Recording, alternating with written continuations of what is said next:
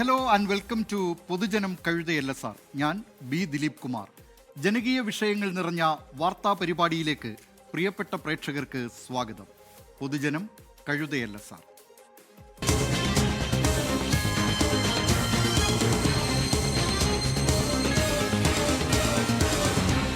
പൊതുജനം കഴുതയല്ല സാർ. നിയമസഭാ മന്ദിരത്തിൽ മുഴങ്ങിക്കേട്ട ശബ്ദങ്ങൾ ഇനി തദ്ദേശ സ്ഥാപനങ്ങളിലും മുഴങ്ങുമോ എന്നറിയാൻ വോട്ടെണ്ണൽ വരെ കാത്തിരിക്കണം. 5 മുൻ MLA-മാരാണ് ഗ്രാമപഞ്ചായത്തുകൾ മുതൽ കോർപ്പറേഷനുകൾ വരെ അംഗത്തിനിറങ്ങിയിരിക്കുന്നത്. വോട്ടർമാർ കനിഞ്ഞാൽ ഈ മുൻ MLA-മാർ MP-മാരാകും, അഥവാ മെമ്പർ ഓഫ് പഞ്ചായത്ത്. നിയമസഭയിൽ ശ്രദ്ധ ക്ഷണിക്കലും ചർച്ചയും അടിയന്തര പ്രമേയമൊക്കെയായി നിറഞ്ഞു നിന്ന 5 പേരാണ് പഞ്ചായത്തംഗത്തിനിറങ്ങിയത്. പദവിയല്ല, പരസേവനമാണ് കാര്യം എന്ന് തിരിച്ചറിയുന്നവരാണിവർ. EM അഗസ്തി, KC Rajagopal, KS Sabarinathan, R Lathadevi, Anil അക്കര എന്നീ മുൻ MLA-മാരാണ് തദ്ദേശ പോരിനിറങ്ങിയത്. മുൻ MLA-യും AICC അംഗമായ EM അഗസ്തി കട്ടപ്പന നഗരസഭയിലെ 22-ാം വാർഡായ 20 ഏക്കറിലാണ് മത്സരിക്കുന്നത്. 91-ലും 96-ലും ഉടുമ്പൻചോലയിലും 2001-ൽ പീരുമേട്ടിലും MLA ആയിരുന്നു EM അഗസ്തി. കഴിഞ്ഞ നിയമസഭാ തെരഞ്ഞെടുപ്പിൽ MM മണിക്കെതിരെ ഉടുമ്പൻചോലയിൽ പരാജയപ്പെട്ടിരുന്നു. DCC മുൻ പ്രസിഡന്റാണ്. 2006-ൽ KPC ജനറൽ സെക്രട്ടറിയായി പ്രവർത്തിച്ചു. വിജയിക്കുകയും UDF ഭൂരിപക്ഷം കിട്ടുകയും ചെയ്താൽ EM അഗസ്തിയാകും കട്ടപ്പന നഗരസഭാധ്യക്ഷനാവുക. ഈ മത്സരം ഐക്യജനാധിപത്യ മുന്നണിക്ക് വലിയ മുൻതൂക്കം ലഭിക്കുന്ന ഒരു മുനിസിപ്പൽ തെരഞ്ഞെടുപ്പാണ്. കട്ടപ്പന മുനിസിപ്പാലിറ്റി രൂപീകൃതമായി തുടർന്ന എല്ലാ തെരഞ്ഞെടുപ്പിലും UDF-ന് വലിയ മുന്നേറ്റം ഉണ്ടായിട്ടുണ്ട്. ഇപ്രാവശ്യവും അത് ആവർത്തിക്കും. രാജീവ് ഗാന്ധിയുടെ സ്വപ്ന പദ്ധതിയാണ് പഞ്ചായത്ത് രാജ്. അധികാര വികേന്ദ്രീകരണം. 5000 ആളുകളാണ് ഇന്ത്യ മഹാരാജ്യത്തിന്റെ ഭരണത്തിലുണ്ടായിരുന്നത്. പഞ്ചായത്തിൽ വന്ന ശേഷം 5 ലക്ഷം ആളുകൾ ആ ഭരണപ്രക്രിയയിൽ പങ്കാളികളാക്കി. അപ്പോൾ ഒരു സ്ഥാനവും അത്ര ചെറുതല്ല. ഇരിക്കുന്ന സ്ഥാനത്ത് എങ്ങനെമാത്രം പ്രവർത്തിക്കാൻ കഴിയുന്നു എന്നതാണ് ഏറ്റവും പ്രധാനപ്പെട്ട കാര്യം. 2006-ൽ ആറന്മുളയിൽ നിന്നും നിയമസഭയിലെത്തിയ KC രാജഗോപാലിന് പഞ്ചായത്തംഗം പുതിയതല്ല. 1979-ൽ പത്തനംതിട്ടയിലെ മെഴുവേലി ഗ്രാമപഞ്ചായത്ത് വൈസ് പ്രസിഡന്റും 88-ൽ പ്രസിഡന്റുമായിരുന്നു KCR. മെഴുവേലി ഗ്രാമപഞ്ചായത്തിലെ മാരാമൺ വാർഡിൽ നിന്നാണ് CPIM സ്ഥാനാർത്ഥിയായ 76-കാരനായ KC രാജഗോപാൽ ഇത്തവണ മത്സരിക്കുന്നത്. പഞ്ചായത്ത് തെരഞ്ഞെടുപ്പ് ഉണ്ടായ കാലം മുതൽ LDF-നാണല്ലോ മുന്നേറ്റം. അത് ഇത്തവണയും ആവർത്തിക്കും. വോട്ടർമാർക്ക് ഞാൻ എന്ത് ചെയ്യുമെന്ന് അവർക്കറിയാം. പ്രത്യേകിച്ചൊന്നും പറയേണ്ട ആവശ്യമില്ല. അവർക്കറിയാം എന്ത് ചെയ്യുമെന്ന്. 1996-ൽ ചടയമംഗലം MLA ആയിരുന്ന R ലതാദേവിക്ക് പഞ്ചായത്ത് തെരഞ്ഞെടുപ്പ് കന്നിയംഗമാണ്. കൊല്ലം ജില്ലയിലെ ചടയമംഗലം ഡിവിഷനിൽ LDF സ്ഥാനാർത്ഥിയായാണ് CPI നേതാവ് R ലതാദേവി മത്സരിക്കുന്നത്. ജയിക്കുകയും LDF-ന് ഭൂരിപക്ഷം കിട്ടുകയും ചെയ്താൽ R ലതാദേവി കൊല്ലം ജില്ലാ പഞ്ചായത്ത് പ്രസിഡന്റായേക്കും. മന്ത്രി GR അനിലിന്റെ ഭാര്യയായ R ലതാദേവി AISF, AYF എന്നിവയുടെ നേതൃനിരയിലുണ്ടായിരുന്നു. കോളേജ് അധ്യാപികയുമായിരുന്നു. ജില്ലാ പഞ്ചായത്തിലേക്കാണല്ലോ പ്രാഥമികമായിട്ട് നമ്മൾ മത്സരിക്കുന്നത്. അത് കഴിയുന്ന അവസരത്തിൽ ഉരുത്തിരിഞ്ഞു വരുന്ന രാഷ്ട്രീയ സാഹചര്യങ്ങൾക്ക് അനുസൃതമായിട്ട് അതിൻ്റെ അധ്യക്ഷ പദവി അടക്കമുള്ള മറ്റും ഒത്തിരി വേറെ സ്ഥാനങ്ങളുണ്ടല്ലോ. അതിനെയൊക്കെ സംബന്ധിച്ച് പാർട്ടി എന്നുള്ള നിലയ്ക്കും LDF എന്നുള്ള നിലയ്ക്കും തുടർന്ന് ആലോചിച്ച് തീരുമാനം എടുക്കുന്നതാണ്. അതേതെങ്കിലും ഉചിതമായിട്ടുള്ള തീരുമാനം എപ്പോഴും LDF-ഉം പാർട്ടിയും കൈക്കൊള്ളാറുണ്ട്. 2016-ൽ വടക്കാഞ്ചേരിയിൽ നിന്നും നിയമസഭയിലെത്തിയ കോൺഗ്രസ് നേതാവ് അനിൽ അക്കരയ്ക്ക് പഞ്ചായത്തിൽ കന്നിയംഗമല്ല. 2010-ൽ തൃശൂരിലെ അടാട്ട് ഗ്രാമപഞ്ചായത്ത് പ്രസിഡന്റായിരുന്ന അനിൽ 2005-ൽ പഞ്ചായത്ത് അംഗവുമായി. ഇത്തവണ അടാട്ടെ സംസ്കൃത കോളേജ് വാർഡിൽ നിന്നാണ് മത്സരം. എൻ്റെ രാഷ്ട്രീയ പ്രവർത്തനം ലോകസഭയാണോ, നിയമസഭയാണോ, രാജ്യസഭയാണോ, ഗ്രാമസഭയാണോ എന്ന് ചോദിച്ചാൽ എവറസ്റ്റിൻ്റെ മുകളിലിരുന്നായാലും ഞാൻ ഗ്രാമസഭയാണ് എന്ന് ഉറക്കെ പറയാനുള്ള ചങ്കൂറ്റമുള്ള ഒരു രാഷ്ട്രീയ പ്രവർത്തനമാണ് ഞാൻ. രണ്ടും കൽപ്പിച്ചാണ് അടാട്ടിലെ ജനങ്ങൾക്ക് വേണ്ടി ഞാൻ അടാട്ടേക്ക് പോകുന്നത്. 2015-ലും 2016-ലും അരുവിക്കരയിൽ നിന്നും നിയമസഭയിലെത്തിയ KS ശബരിനാഥനെ ഇത്തവണ തിരുവനന്തപുരം കോർപ്പറേഷനിലേക്ക് മേയർ സ്ഥാനാർത്ഥിയായാണ് കോൺഗ്രസ് രംഗത്തിറക്കിയത്. മത്സരിക്കുന്ന കവടിയാർ വാർഡിൽ മാത്രമല്ല, കോർപ്പറേഷനിലെ മറ്റു വാർഡുകളിലും UDF സ്ഥാനാർത്ഥികളുടെ ജയത്തിൽ കുറഞ്ഞൊന്നും ശബരിനാഥ് ലക്ഷ്യം വെക്കുന്നതേയില്ല. ഇത്തവണ എന്തായാലും തിരുവനന്തപുരം കോർപ്പറേഷൻ ലഭിക്കും എന്നുള്ള പൂർണ്ണ വിശ്വാസം നമുക്കുണ്ട്. തിരുവനന്തപുരത്താണെങ്കിൽ തിരുവനന്തപുരത്തിന്റെ ഡെവലപ്മെന്റ് പറഞ്ഞുകൊണ്ട്, ചെയ്യാൻ പറ്റുന്ന കാര്യങ്ങൾ പറഞ്ഞുകൊണ്ട്, സത്യസന്ധമായിട്ട് നല്ല സ്ഥാനാർത്ഥികളെ നിർത്തി ടെക്കി മുതൽ ആശാവർക്കർ വരെയുള്ള ഒരു പാനലാണ്. ആ രാഷ്ട്രീയം പറഞ്ഞുകൊണ്ട്, നയം പറഞ്ഞുകൊണ്ട്, വികസനം പറഞ്ഞുകൊണ്ട് തന്നെ നമ്മൾ വോട്ട് ചോദിക്കും. മുമ്പ് നിയമസഭാ മന്ദിരത്തെ പിടിച്ചുകുലുക്കിയ പ്രസംഗം നടത്തിയവരാണിവർ. ഇവരിൽ ആരൊക്കെ വാഴും, ആരൊക്കെ വീഴും എന്ന് കാത്തിരിക്കാം. വിവിധ ബ്യൂറോകൾക്കൊപ്പം ഇലക്ഷൻ ഡെസ്ക് 24. പൊതുജനം കഴുതയല്ല സാർ. ഇതിൽ നിരവധി പ്രേക്ഷകർ ഈ വാർത്തയുമായി ബന്ധപ്പെട്ടൊക്കെ പ്രതികരിക്കുന്നുണ്ട്. ഇലക്ഷൻ സ്ഥാനാർത്ഥികൾക്ക് വാഗ്ദാനങ്ങളുടെ പെരുമഴക്കാലം, വാഗ്ദാനം വാക്കുകളിൽ മാത്രം എന്ന് എബ്രഹാം തോമസ് പറയുന്നു. ആ നിലയിലുള്ള നിരവധി പ്രതികരണങ്ങൾ ഇതുമായി ബന്ധപ്പെട്ട് വരുന്നുണ്ട്. ഏതായാലും നിയമസഭയിൽ നിന്ന് ഗ്രാമസഭയിലേക്ക് ഈ മുൻ MLA-മാർ പോകുമോ എന്നറിയാൻ വോട്ടെണ്ണൽ വരെ കാത്തിരിക്കാം.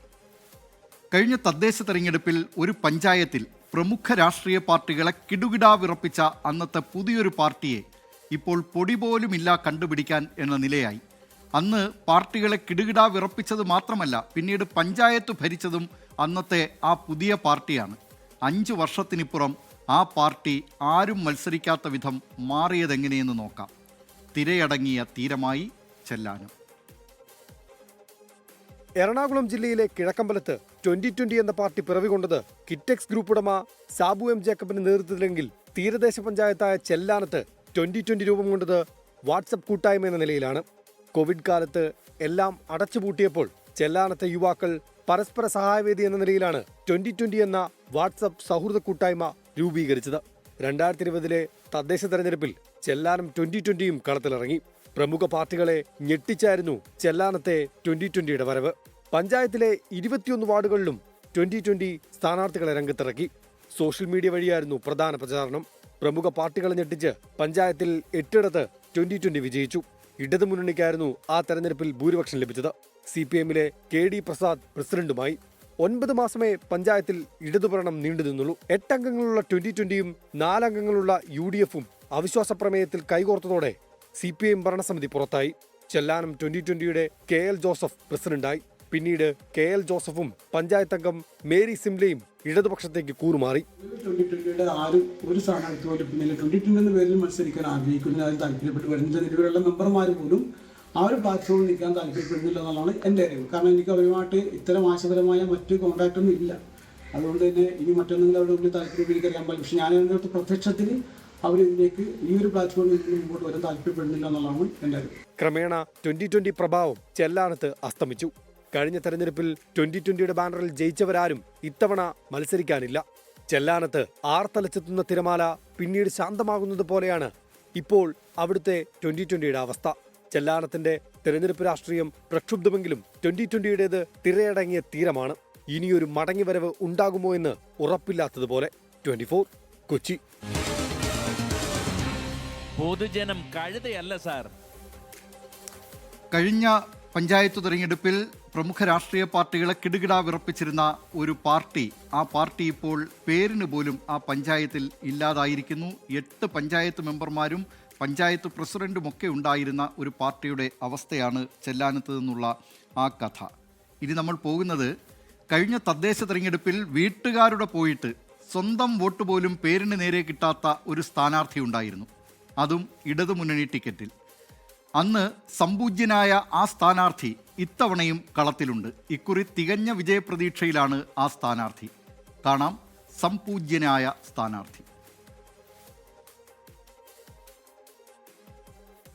കഴിഞ്ഞ തദ്ദേശ തെരഞ്ഞെടുപ്പിൽ സ്വന്തം വോട്ട് പോലും കിട്ടിയില്ല.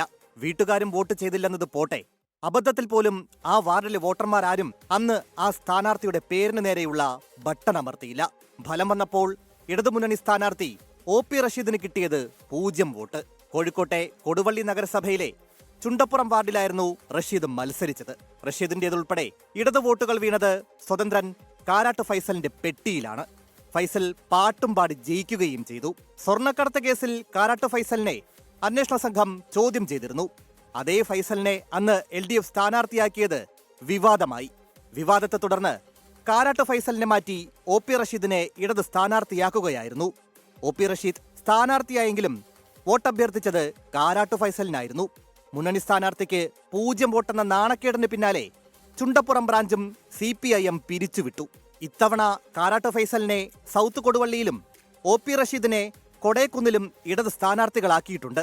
അന്നത്തെ സംപൂജ്യം തന്ത്രമാണെന്നാണ് OP റഷീദ് പറയുന്നത്. 0 വോട്ട് ആയി മാറുക എന്നുള്ളത് ആ തെരഞ്ഞെടുപ്പിൽ ഏറ്റവും സിസ്റ്റമാറ്റിക് ആയിട്ട് ഇങ്ങനെ ഒരു സിസ്റ്റം വേറെ എവിടെയും കാണാൻ സാധിക്കില്ല.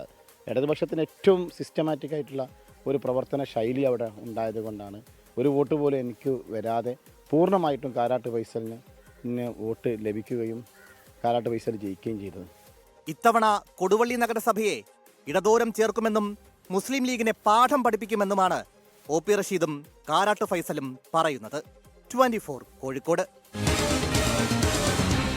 പൊതുജനം കഴുതയല്ല സാർ. മിനിബാബു എന്ന പ്രേക്ഷക പറയുന്നു, ഒരു പഞ്ചായത്ത് മെമ്പർമാർക്ക് കിട്ടുന്ന വേതനം തുച്ഛമാണ്, പക്ഷേ എല്ലായിടത്തും മത്സരിക്കാൻ രാഷ്ട്രീയക്കാർ മത്സരം ഈ വാർഡിൽ വല്ലതും ചെയ്യാൻ കാണിച്ചിരുന്നുവെങ്കിൽ നന്നായേനെ എന്നാണ് പറയുന്നത്. 2020യുമായി ബന്ധപ്പെട്ടും പറയുന്നുണ്ട്, രാഷ്ട്രീയ പാർട്ടികളാണോ അതിന് പൂട്ടിട്ടത് എന്ന കാര്യം നിരവധി പ്രേക്ഷകർ പറയുന്നുണ്ട്. കണ്ണന്തായ KV ആ ചോദ്യമാണ് പറയുന്നത്. രവികുമാറും ആ നിലയിലാണ് ചോദ്യം ഉന്നയിച്ചിരിക്കുന്നത്. രാഷ്ട്രീയ പാർട്ടികൾ കൊണ്ടല്ല, ആ സംഘടന തന്നെ അതൊരു വാട്സാപ്പിൽ പിറന്ന കൂട്ടായ്മയാണ്. പിന്നീട് പഞ്ചായത്ത് തിരഞ്ഞെടുപ്പിൽ മത്സരിക്കുകയായിരുന്നു. പഞ്ചായത്ത് പ്രസിഡൻ്റായി പിന്നീട് ആ പാർട്ടിയുടെ ആൾ എത്തുകയും അധികാര കസേരയിൽ എത്തുകയും ഒക്കെ ചെയ്തു. പക്ഷേ ക്രമേണ ആ വാട്സാപ്പ് കൂട്ടായ്മയിൽ തന്നെ അംഗങ്ങൾക്ക് ഒരു മത്സരബുദ്ധി ഇല്ലാതായി എന്നാണ് നമുക്ക് മനസ്സിലാക്കാൻ കഴിയുന്നത്. ഇത് കിഴക്കമ്പലത്തെ 2020 അല്ല എന്നുകൂടി പ്രേക്ഷകർ അറിയുക. ഇത് ചെല്ലാനത്ത് ഒരു വാട്സാപ്പ് കൂട്ടായ്മയിലുണ്ടായ 2020 എന്ന കൂട്ടായ്മയായിരുന്നു. ഇനി പൊതുജനം കഴുതയല്ല സാർ പോകുന്നത് തൃശ്ശൂരിലേക്കാണ്. തദ്ദേശ തെരഞ്ഞെടുപ്പിൽ വിജയിച്ച ശേഷം കാലുമാറുന്നവർക്ക് പൂട്ടിടുകയാണ് തൃശ്ശൂർ DCC. ജില്ലയിൽ തദ്ദേശ സ്ഥാപനങ്ങളിലേക്ക് മത്സരിക്കുന്ന കോൺഗ്രസ് സ്ഥാനാർത്ഥികൾ കൂറുമാറില്ലെന്ന് ഉറപ്പു നൽകാതെ കൈപ്പത്തി ചിഹ്നം ലഭിക്കില്ല. മുദ്രപത്രത്തിൽ സത്യവാങ്മൂലം എഴുതി നൽകാൻ നീണ്ട നിരയായിരുന്നു കഴിഞ്ഞ ദിവസങ്ങളിൽ DCCയിൽ കണ്ടത്. കാണാം, കരാറുണ്ട്, കാലുമാറരുത്. നിയമസഭാ തെരഞ്ഞെടുപ്പുകൾക്ക് പിന്നാലെ മറ്റു സംസ്ഥാനങ്ങളിൽ പല കുറി റിസോർട്ട് രാഷ്ട്രീയം നമ്മൾ ചർച്ച ചെയ്തിട്ടുണ്ട്. തങ്ങളുടെ MLA-മാരെ റിസോർട്ടിൽ പാർപ്പിച്ച് പിന്നീട് സർക്കാർ രൂപീകരിക്കുന്നു. മറുകണ്ഠം ചാടാതിരിക്കുന്നതിന് വേണ്ടിയാണ് ഈ റിസോർട്ടിൽ പാർപ്പിക്കുന്നത്. ഇതിന് ഇപ്പോൾ നടക്കുന്ന തദ്ദേശ തെരഞ്ഞെടുപ്പുമായി ബന്ധമുണ്ടോ എന്ന് ചോദിച്ചാൽ തൃശ്ശൂരിലേക്ക് വരണം. ഇവിടെ തൃശ്ശൂർ DCC ഒരു സത്യവാങ്മൂലം എഴുതി വാങ്ങുന്നു. വിജയിച്ച ശേഷം പ്രസിഡന്റ് വൈസ് പ്രസിഡന്റ് സ്ഥാനത്തിന് വേണ്ടി മറുകണ്ഠം ചാടില്ല എന്നതാണ് സത്യവാങ്മൂലം. സീറ്റ് വിഭജനം കോൺഗ്രസിന് തൃശൂരിൽ പലപ്പോഴും കീറാമുട്ടിയായിരുന്നു. ഇക്കുറി കാര്യമായ പ്രശ്നങ്ങളില്ലാതെ സ്ഥാനാർത്ഥികളെ പ്രഖ്യാപിക്കാനായി. DCC അധ്യക്ഷനെ ഉപരോധിച്ചുള്ള പ്രതിഷേധവും DCCക്കകത്തെ മുദ്രാവാക്യം വിളികളും കണ്ണീരും കരച്ചിലും ഒക്കെ ഉണ്ടായിരുന്നുവെങ്കിലും കാര്യമായി വിമതറില്ലാത്തതാണ് കോൺഗ്രസിന് ഇക്കുറി നേട്ടമാകുന്നത്. പൊതുവായ ഒരു ലക്ഷ്യത്തിലേക്ക് കോൺഗ്രസ് നീങ്ങുമ്പോൾ ജനങ്ങളും വോട്ടർമാരും ആ അടയാളത്തിനാണ് പ്രാമുഖ്യം കൽപ്പിക്കുക. കാരണം എന്താ വെച്ചാൽ ഈ ഗവൺമെൻറ്റിനെതിരായിട്ടുള്ളൊരു പൊതുവികാരമുള്ളതുകൊണ്ട് ആ വികാരത്തെ മനസ്സിലാക്കിക്കൊണ്ട് അത് ഏത് പാർട്ടിയാണ് നല്ലതെന്ന് തോന്നുമ്പോൾ അവിടെ വ്യക്തിയല്ല അടയാളമാണ് വരുന്നത്. അതുകൊണ്ട് ആ ചിഹ്നത്തിലേക്ക് വോട്ടർമാർ കൂടുതൽ ശ്രദ്ധ കേന്ദ്രീകരിക്കും. അതുകൊണ്ട് കോൺഗ്രസ് അത് മെച്ചമാവും. പക്ഷേ തെരഞ്ഞെടുപ്പ് കഴിഞ്ഞ് എന്താകും സ്ഥിതി എന്നതിൽ ആശങ്കയുണ്ട് നേതൃത്വത്തിന്. അതുകൊണ്ട് തന്നെ ഒരു മുഴം നീട്ടിയെറിഞ്ഞു DCC. കൂറുമാറില്ലെന്നുറപ്പ് നൽകി 50 രൂപയുടെ മുദ്രപത്രത്തിൽ സത്യവാങ്മൂലം തയ്യാറാക്കി സ്ഥാനാർത്ഥി ഒപ്പിട്ട് DCC ഓഫീസിൽ നൽകിയാൽ മാത്രമേ ചിഹ്നം അനുവദിച്ചുള്ള കത്ത് നൽകൂ. പ്രസിഡന്റ് വൈസ് പ്രസിഡന്റ് സ്ഥാനങ്ങൾ ലഭിക്കാൻ മുന്നണി മാറി വോട്ട് ചെയ്യുന്ന രീതി വ്യാപകമായതോടെയാണിത്. ഇതിനു പുറമെ കോൺഗ്രസ് മുഖപത്രത്തിന്റെ ഒരു വർഷത്തെ വരിസംഖ്യയും അടയ്ക്കണം. പാർട്ടി പത്രം ഇതിന് മുമ്പും ഇതുപോലെ തന്നെ സ്ഥാനാർത്ഥികളെ പാർട്ടി പത്രത്തിൻ്റെ വരിക്കാരായില്ലെങ്കിൽ വരിക്കാരാവണമെന്നുള്ളൊരു നിർദ്ദേശം കൊണ്ടുവന്നിരുന്നു. അതിന് മുമ്പുള്ളതാണ്, ഇപ്പോഴും ആവർത്തിക്കുന്നു. മറ്റുള്ളതെന്ന് വെച്ചാൽ ഈ മുദ്രപത്രത്തിൽ എഴുതി വാങ്ങിക്കാനുള്ള പ്രധാനപ്പെട്ട കാരണം ചില സ്ഥലങ്ങളിൽ ജയിച്ചു കഴിഞ്ഞാൽ അതുവരെ കോൺഗ്രസ് ആയിട്ട് നിൽക്കുകയും ജയിച്ചു കഴിഞ്ഞാൽ പിന്നെ വേറെ ചേരിയിലേക്ക് മാറി പ്രസിഡന്റ് ആവുക 6 മാസത്തേക്ക്, അത് കഴിഞ്ഞാൽ പിന്നെ തിരഞ്ഞെടുപ്പിനെ നേരിടുക, ആ രീതിയിലേക്കൊക്കെ ഉള്ളൊരു മാറ്റം ചില സ്ഥലങ്ങളിൽ കാണാറുണ്ട്. അപ്പോൾ അത്തരത്തിലുള്ളൊരു അനുഭവം കോൺഗ്രസിനെ പല ഘട്ടങ്ങളിലും പല പഞ്ചായത്തുകളും തന്നെ ഇല്ലാതാക്കിയിട്ടുണ്ട്.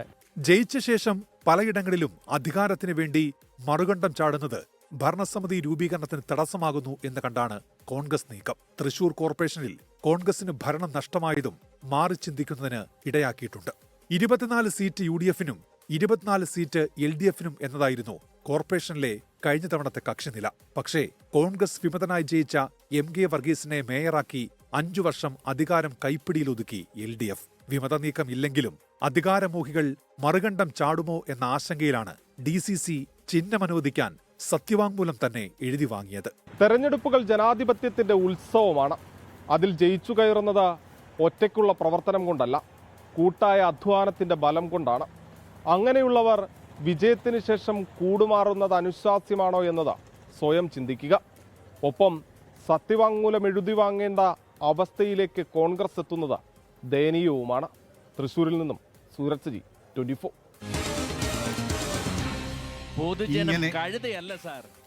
ഇങ്ങനെ എന്തൊക്കെ കാണണം ഒരു തെരഞ്ഞെടുപ്പ് കാലം കഴിയണമെങ്കിൽ? എബ്രഹാം തോമസ് എന്ന പ്രേക്ഷകൻ പറയുന്നു, ഇലക്ഷനിൽ മത്സരിക്കണമെങ്കിൽ മനക്കെട്ടി മാത്രമല്ല കുറേ തൊലിക്കെട്ടിയും വേണമെന്ന്. ആശാ സിംഗപ്പൂർ പറയുന്നു, എന്തെല്ലാം പ്രഹസനമാണ് ഈ രാഷ്ട്രീയക്കാരുടെ, ഇതൊക്കെ കഴിഞ്ഞാൽ ഇവരെയൊക്കെ കാണാൻ കിട്ടുമോ എന്ന്. ഏതായാലും അങ്ങനെ രാഷ്ട്രീയക്കാരെ, ജനപ്രതിനിധികളെ, തെരഞ്ഞെടുപ്പിൽ മത്സരിക്കുന്നവരെ മുഴുവൻ അടച്ചാക്ഷേപിക്കുന്നത് ശരിയല്ല.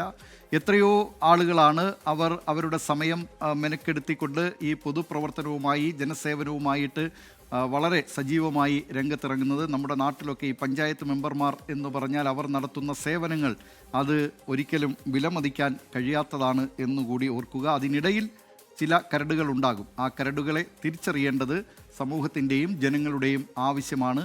അവരെ തിരിച്ചറിഞ്ഞ് പരാജയപ്പെടുത്താനുള്ള അവസരമാക്കി ഈ തെരഞ്ഞെടുപ്പുകളെ മാറ്റണം എന്നാണ് പ്രേക്ഷകരോട് പറയാനുള്ളത്. തദ്ദേശ തെരഞ്ഞെടുപ്പ് ചൂടിനിടെ കുതിച്ചു കയറുന്ന ഒന്നുണ്ട് കേരളത്തിൽ. മറ്റൊന്നുമല്ല വിലക്കയറ്റം.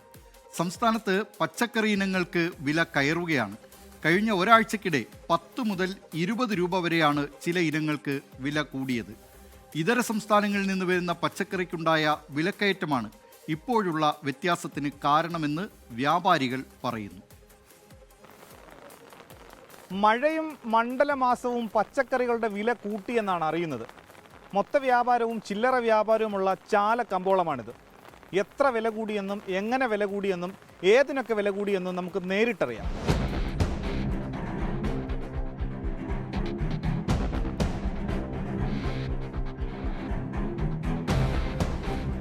വാങ്ങാൻ പറ്റാത്തൊരവസ്ഥയാണ്. കച്ചവടം ചെയ്യുന്നവർക്ക് ബുദ്ധിമുട്ട്, തരുന്നവർക്കും ബുദ്ധിമുട്ട്, നമ്മൾ വാങ്ങുന്നവർക്കും ബുദ്ധിമുട്ട്, എല്ലാം ബുദ്ധിമുട്ടാണ്, പ്രയാസമാണ്. എന്ന് വെച്ചാൽ ഇത് ഇത്രയും 500 രൂപയ്ക്ക് വാങ്ങിച്ചിരുന്ന സാധനം 1000 രൂപ ആയിട്ട് വാങ്ങാൻ പറ്റാത്തൊരവസ്ഥയിൽ പോവുകയാണ്. ഒന്നും ചെയ്യാൻ പറ്റുന്നില്ല. അപ്പോൾ എന്ത് ചെയ്യുമെന്നുള്ള നാട്ടുകാരും ഗവൺമെൻറ്റും തീരുമാനിക്കട്ടെ.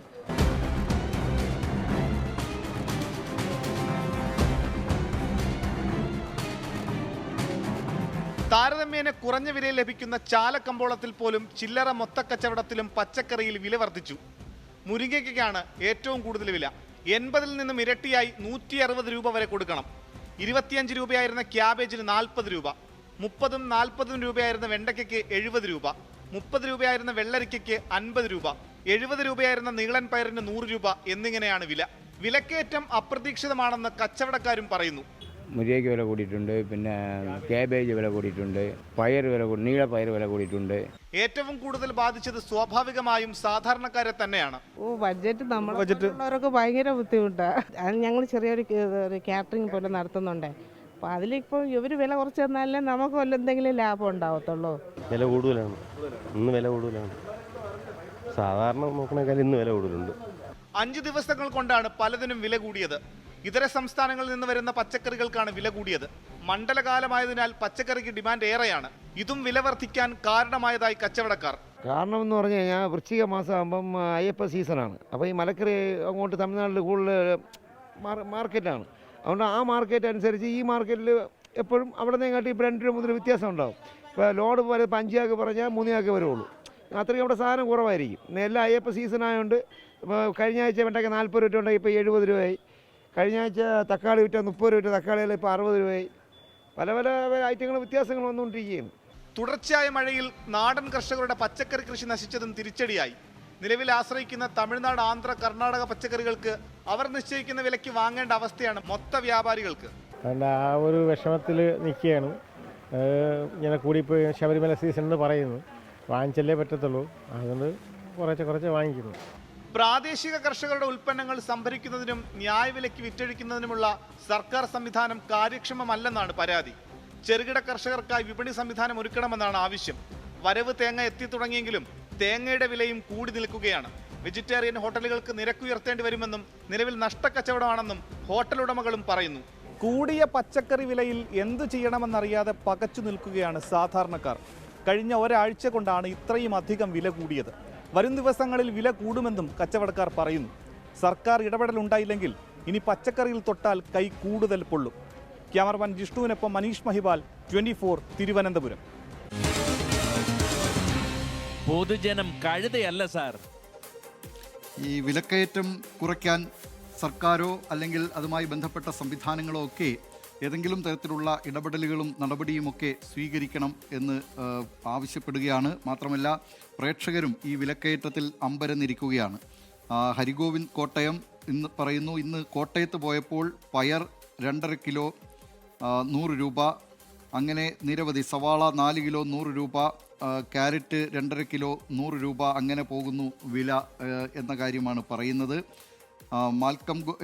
മാൽക്കം ഗോമസ് പറയുന്നുണ്ട് കൃഷി തുടങ്ങിയാലോ എന്ന്. തീർച്ചയായും പരിഗണിക്കാവുന്ന കാര്യം തന്നെയാണ് ഇങ്ങനെ ഈ വർദ്ധിച്ചു വരുന്ന വിലക്കയറ്റ കാലത്ത്. ഏതായാലും ഇതൊരു വളരെ പ്രധാനപ്പെട്ട സാധാരണ ജനങ്ങളെ ബാധിക്കുന്ന വിഷയമാണ് വിലക്കയറ്റം എന്ന കാര്യത്തിൽ യാതൊരു സംശയവുമില്ല. ഇപ്പോൾ പച്ചക്കറിക്കാണ് ഇത്തരത്തിലുള്ള വലിയ തോതിലുള്ള വിലക്കയറ്റം അനുഭവപ്പെടുന്നത്. ഇനി മറ്റൊരു വിശേഷത്തിലേക്കാണ്. കേരളത്തിലെ പ്രധാന വിനോദസഞ്ചാര കേന്ദ്രമായ ഫോർട്ട് കൊച്ചിയിൽ ചീനവലത്തട്ട് തകർന്ന് വിദേശികൾ കായലിൽ വീണത് കഴിഞ്ഞ ദിവസമാണ്. നമുക്ക് ചീനവലകൾ കാഴ്ചയ്ക്ക് കുളിരു നൽകുന്നതാണെങ്കിലും അതിൻ്റെ ഉടമകൾക്ക് പറയാൻ പലതുണ്ട്. കൊച്ചി പൈതൃക ടൂറിസത്തിൻ്റെ മുഖമുദ്രയായ ചീനവലകൾ ഇന്ന് നാശത്തിൻ്റെ വക്കിലാണ്. ഈ മേഖലയെ സംരക്ഷിക്കാൻ സർക്കാർ പല പദ്ധതികളും ആവിഷ്കരിച്ചെങ്കിലും ഒന്നുപോലും ഫലപ്രദമായില്ല എന്നതാണ് അതിൻ്റെ കാര്യം.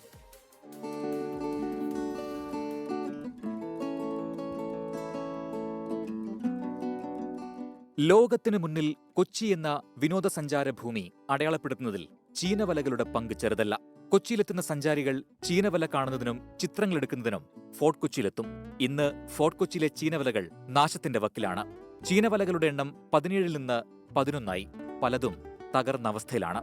ഇത്രയും ആളുകൾക്ക് ജോലി കൊടുക്കുന്ന ഒരു പരിപാടിയാണിത്. മാത്രമല്ല അതിനേക്കാൾ ഉപരി ഇവിടെ വരുന്ന ആളുകൾക്ക് ലോകത്തൊരിടത്തും കാണാൻ സാധിക്കാത്ത ചീനവല കാണുക എന്ന് പറഞ്ഞാൽ ഫോർട്ട് കൊച്ചിയിലേക്ക് ടൂറിസ്റ്റുകളെ ആകർഷിക്കുന്ന ഏറ്റവും പ്രധാന ഘടകമാണ് ചീനവല.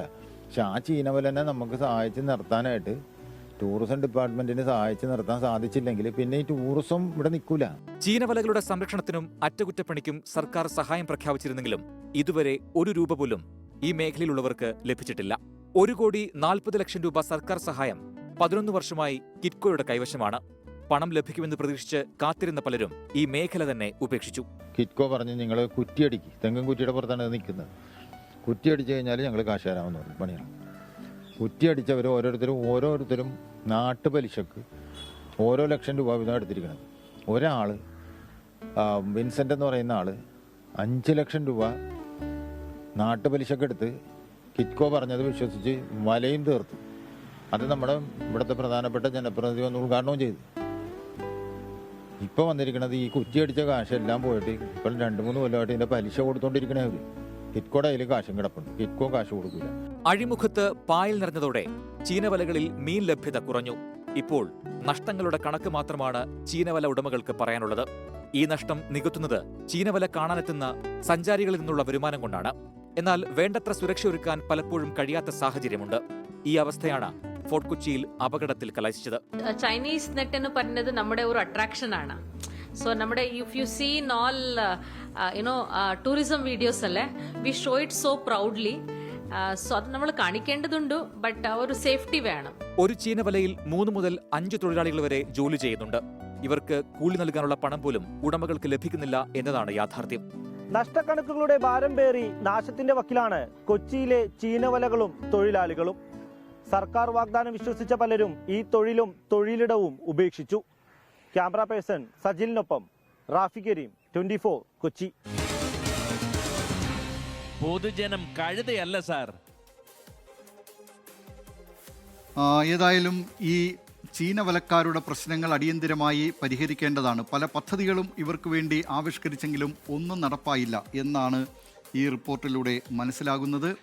പൊതുജനം കഴുതയല്ല സാർ എന്ന ഈ പരിപാടിയിലൂടെ പ്രേക്ഷകർക്കും നിങ്ങൾ നേരിടുന്ന വിഷയങ്ങൾ വാർത്തയാക്കാം. സ്ക്രീനിൽ കാണുന്ന വാട്സാപ്പ് നമ്പറിലേക്ക് വിശദാംശങ്ങൾ അയയ്ക്കുക. ലോകത്തെവിടെയായാലും ഏത് സമയത്തും 24 വാർത്തകളും ഓഗ്മെന്റഡ് റിയാലിറ്റി പാക്കേജുകളും എക്സ്പ്ലെയിനറുകളും വിശദമായി കാണാൻ ഞങ്ങളുടെ യൂട്യൂബ് ചാനൽ നിങ്ങൾക്ക് സബ്സ്ക്രൈബ് ചെയ്യാം.